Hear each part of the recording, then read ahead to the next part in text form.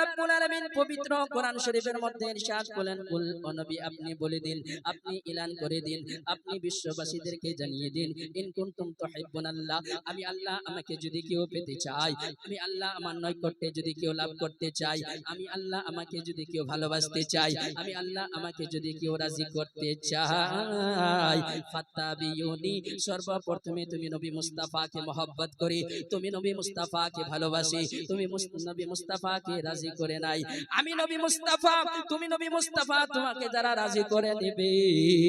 আমি আল্লাহ রাব্বুল আলামিন ওয়া ইউহিব্বুকুমুল্লাহ, আমি আল্লাহ রাব্বুল আলামিন তাদেরকে মহব্বত করব। সুবহানাল্লাহ বলবেন না একটু?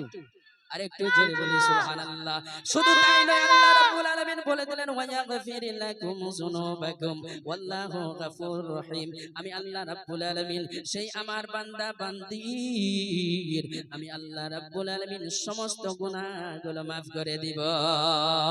ও বিশ্বের মুসলমান, ও মুরব্বি বাচ্চা যুবক ভাই, পর্দার মা বোনেরা শুনে যান, রাতের বেলা আমার নবী মুস্তাফা, আমার নবী মুস্তাফাকে কিভাবে মহব্বত করতেন, কিভাবে ভালোবাসতেন সাহাবী গণেদেরকে দেখুন। একদিন হযরতে আবু বকর সিদ্দিক আমার নবী মুস্তাফা জান্নাতের ব্যাপারে, হাউজে কাউসারের ব্যাপারে আলোচনা করতেছেন, চারিদিকের কথা আলোচনা করতেছেন। ওই সময় একজন সাহাবী আমার নবী মুস্তাফার প্রিয় সাহাবী, যার নাম হলো হযরতে আবু বকর সিদ্দিকের একজন ছেলে, একজন সন্তান, যার নাম হলো হযরতে আব্দুর রহমান, আমার নবী মুস্তাফার দরবারে উপস্থিত হয়ে গেলেন, হাজির হয়ে গেলেন। বলতে আছেন, ইয়া রাসূলুল্লাহ,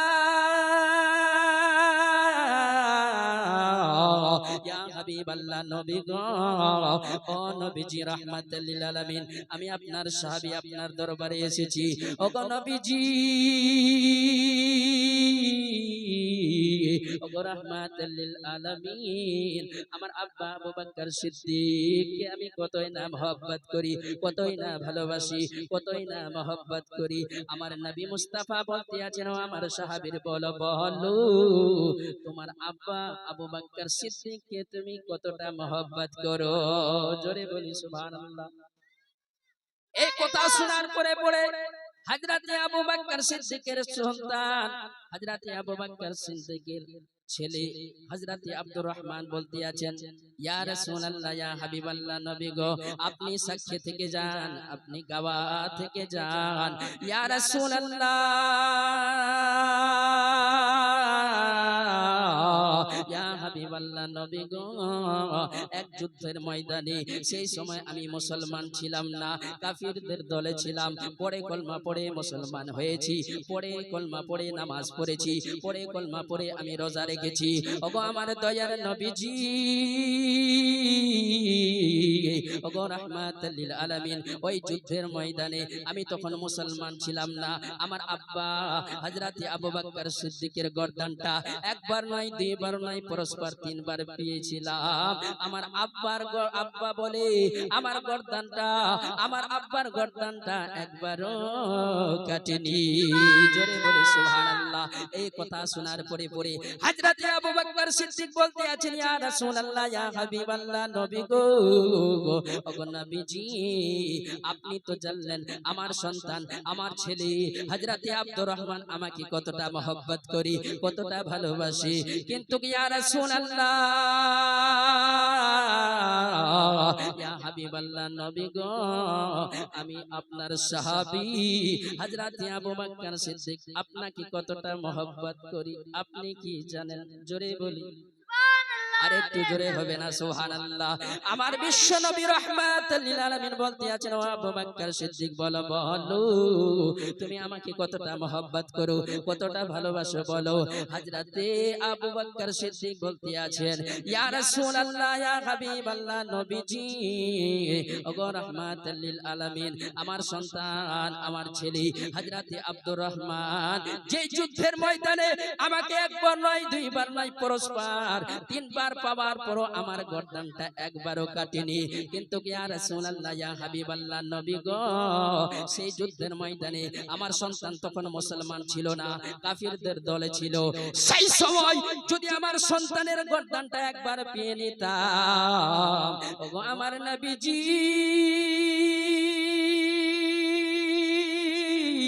ওগো রাহমাতাল লিল আলামিন, আমার সন্তানের গর্দানটা যদি আমি একবার পেয়ে নিতাম, তাকে আমি সন্তান হিসাবে নয়, তাকে আমি দুশমনের রাসূল হিসাবে তার গর্দানটা কেটে জাহান্নামের দলে করে দিতাম। সুবহানাল্লাহ। একটু নারা লাগাতে হবে,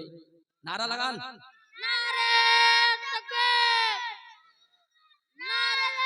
রিসালাত ইয়া রাসূলুল্লাহ, নারে রিসালাত ইয়া রাসূলুল্লাহ। এটা তো শুনলেন সাহাবীরা আমার নবী মুস্তাফাকে কত না মহব্বত করেছিলেন, কত না ভালোবাসতেন, কত না মহব্বত করতেন। আসুন মুসলমান, আসো আমার মুরব্বি বাপ চাচা যুবক ভাই পর্দার মা বোনেরা, শুনে যান গো মা বোনেরা, আমার নবী মুস্তাফাকে মহব্বত করলে কি হবে, আমার নবী মুস্তাফাকে ভালোবাসলে কি হবে, ততক্ষণ পর্যন্ত আপনারা পাক্কা সচ্চা মুমিন হতে পারবেন না, যতক্ষণ পর্যন্ত নিজের জান, নিজের মাল, নিজের হেফাজত নিজের সন্তানের চেয়ে বেশি, নিজের জানের চেয়ে বেশি, নিজের মালের চেয়ে বেশি আমি নবী মুস্তাফাকে মহব্বত যদি না করেন, আমার নবী মুস্তাফাকে যদি মহব্বত না করেন, ততক্ষণ পর্যন্ত আপনারা পাক্কা সচ্চা মুমিন হতে পারবেন না। এইটা তো জানলেন সাহাবীগণেরা আমার নবী মুস্তাফাকে কিভাবে মহব্বত করতেন, কিভাবে ভালোবাসতেন। আসুন আমার নবী মুস্তাফা, আমার দয়ার নবীজি, আমার উম্মত, আমার নবী মুস্তাফার উম্মত উম্মতিকে কত মহব্বত করি, জোরে বলি সুবহানাল্লাহ। জানতে চান কিনা? হাও বলেন একটু। আমার নবী মুস্তাফা আমাদেরকে কত মহব্বত করতেন। সাহাবীগণেরা তো মহব্বত করতেন আমার নবী মুস্তাফাকে নিজের জান থেকে বেশি। এবার আমার নবী মুস্তাফা, আমরা যে গুনাহগার উম্মত উম্মতি, আমার নবী মুস্তাফা আমাদেরকে কতটা মহব্বত করি, কতটা ভালোবাসি। আসুন একবার দরুদ শরীফ পড়েন, আল্লাহুম্মা সাল্লি আলা সাইয়্যিদ। সময় অনেক কম, কবি কি বলছেন, রহমতের দয়াল নবী এলোর ধরায়, আরে রহমতের দয়াল নবী এলোরে ধরায়, আরে যার নাম শুনিলে চমকে ওঠি, আরে নাম শুনিলে চমকে ওঠি, দিল বেকারার হয়ে যায়, গায়েব খবর দেনে ওয়ালা এলো রে মক্কায়, গায়েব খবর দেনে ওয়ালা এলো রে মক্কায়। জোরে হবে না? আরে একটু জোরে বলেন সুবহানাল্লাহ। হযরত আলী রে আসরে নামাজ, হযরত আলী রে আসরে নামাজ কাজা হইল ভাই রে ভাই, একে ইশারায় মদিনাওয়ালা আসমানে সূর্য ওঠায়, আরে মাটির দেশে থাইকা নবী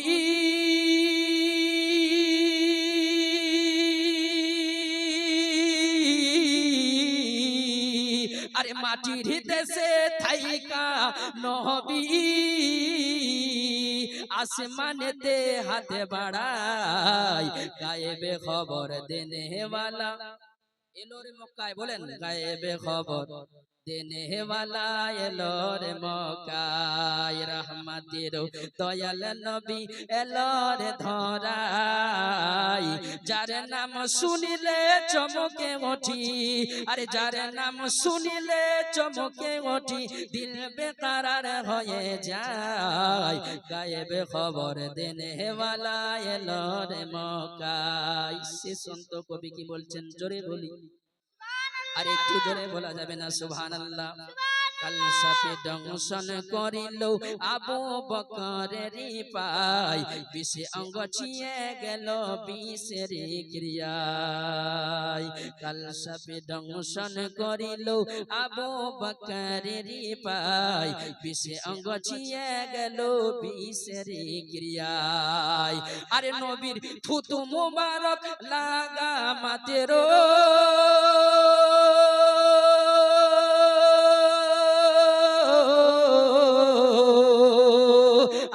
নবীর থুতু মুবারক লাগা মাতেরো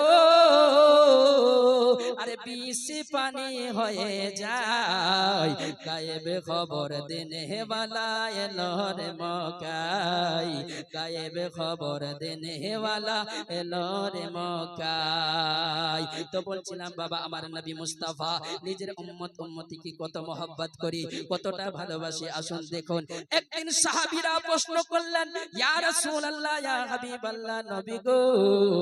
ওগো নবীজি কাল কিয়ামতের দিনে নফসি নফসি আলমের দিনে স্ত্রী স্বামীকে চিনতে পারবে না স্বামী স্ত্রীকে চিনতে পারবে না মা জননী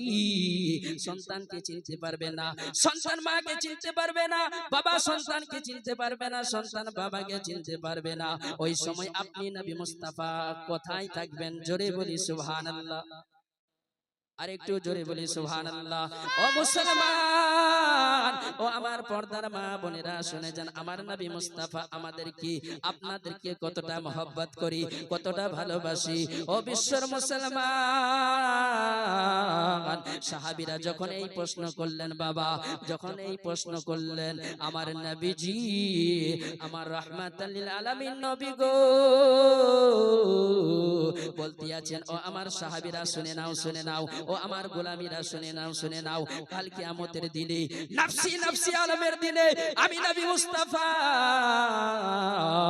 তিন জায়গার মধ্যে উপস্থিত থাকবো জোরে বলি সুবহানাল্লাহ কয় জায়গার মধ্যে তিন জায়গার মধ্যে আমি উপস্থিত থাকবো সাহাবীরা প্রশ্ন করলেন ইয়া রাসূলুল্লাহ ইয়া হাবিবাল্লাহ নবী গো ওই কোন কোন তিন জায়গার মধ্যে আপনি উপস্থিত থাকবে একটু বলে দিন আমার নবীজি মুস্তাফা বলতে আছেন ও আমার সাহাবীরা শুনে নাও ও আমার সাহাবীরা শুনে নাও কাল কিয়ামতের দিনে নফসি নফসি আলমের দিনে আমি নবী মুস্তাফা প্রথম জায়গার মধ্যে উপস্থিত থাকবো সেই জায়গার নাম হলো মিজান জোরে বলে সুবহানাল্লাহ সেই জায়গার মধ্যে আমি নবী মুস্তাফার উম্মত উম্মতির গুনার পাল্লা নেকির পাল্লা ওয়াজন করা হবে আমি নবী মুস্তাফা যদি আমার কোন উম্মত উম্মতির গুনার পাল্লাটা ভারী হয়ে যায় আমি নবী মুস্তাফা তার নেকির পাল্লার ওজনটা আমি বেশি ভারী করে দিব এত আস্তে সুবহানাল্লাহ বলবেন এটা আরেকটু বলি সুবহানাল্লাহ সাহাবীরা প্রশ্ন করলেন ইয়া রাসূলুল্লাহ ইয়া হাবিবাল্লাহ নবী গো ওগো নবীজি ওগো রাহমাতাল লিল আলামিন ওই মিজানের মধ্যে যদি আপনি নবী মুস্তাফাকে না পাই তাহলে কোথায় থাকবেন আমার নবী মুস্তাফা বলতে আছেন ও আমার সাহাবীরা শুনে নাও ও আমার সাহাবীরা শুনে নাও জেনে নাও আমি নবী মুস্তাফা মিজানে যদি না থাকি আমি তৃতীয় জায়গার মধ্যে উপস্থিত থাকবো সেই জায়গার নাম হলো হাউজে কাউসার আরেকটু জোরে বলি সুবহানাল্লাহ আমার উম্মত উম্মতিরা দীর্ঘ থেকে পিপাসায় থাকবে আমি নবী মুস্তাফা আমার উম্মত উম্মতিরা দীর্ঘ দিন থেকে পিপাসায় থাকবে আমি নবী মুস্তাফা নিজের হাত দ্বারাই আমার উম্মত উম্মতিদেরকে হজে কাউসারের পানি পান করাবো সুবহানাল্লাহ একটু জোরে বলি সুবহানাল্লাহ সুবহানাল্লাহ সাহাবীরা প্রশ্ন করলেন ইয়া রাসূলুল্লাহ ইয়া হাবিবাল্লাহ নবীজি